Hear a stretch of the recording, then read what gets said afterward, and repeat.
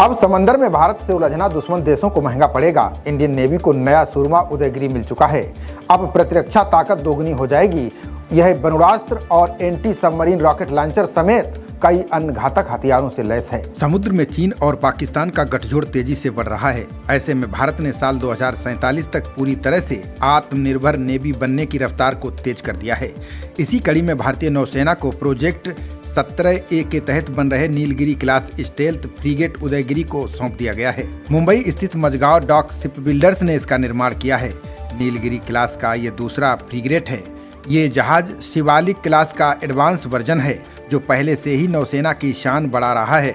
बता दें कि प्रोजेक्ट 17A के तहत 7 फ्रिगेट बनाए जा रहे हैं, जिनमें से 4 MDSL और 3 garden reach ship builders CRSE द्वारा कोलकाता में तैयार किया जा रहा है। INS उदयगिरी की खासियतों की बात करें तो ये एंटी सरफेस और एंटी शिप वॉरफेयर के लिए ब्रह्मोस से लैस है। इसमें एंटी एयर वॉरफेयर के लिए एयर डिफेंस गन और Barak 8 long range surface to surface missile लगी हैं।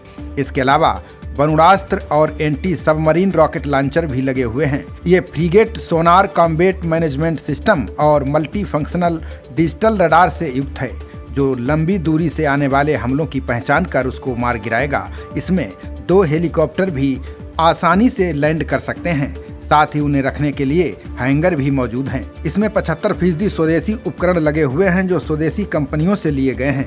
इसका डिजाइन भी स्वदेशी है। यहाँ तक इसका स्टील भी स्वदेशी है। इसका design navy worship design bureau ने तैयार किया है।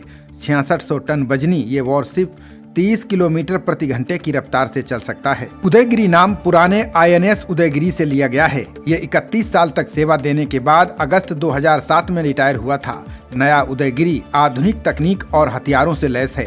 ये खुले समुद्र में भारत के सामुद्रिक हितों की रक्षा के लिए तैयार किया गया है। इसकी सबसे बड़ी खासियत यह है कि इसकी स्टेल्थ तकनीक इसे दुश्मन के रडार से बचाने में मदद करती है और घातक बनाती है। ये जहाज कई अन्य मायनों में भी बेहतर है। इनमें इंटीग्रेटेड कंस्ट्रक्शन तकनीक का इस्तेमाल किया गया है जिससे जहाज को कम समय में तैयार किया गया है। उदयगिरी को लॉन्चिंग के महज 37 महीनों में डिलीवर कर दिया गया है। ये अपने आप में एक रिकॉर्ड है।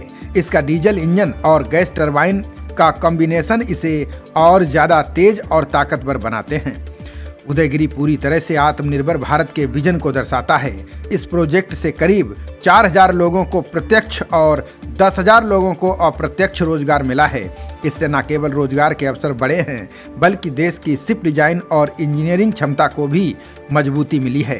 प्रोजेक्ट 17A के बाकी 5 फ्रिगेट भी 2026 तक भारतीय नौसेना को सौंप दिए जाएंगे। इनके शामिल होने से नौसेना की ताकत और समुद्री सुरक्षा को नई ऊंचाइयां मिलेंगी।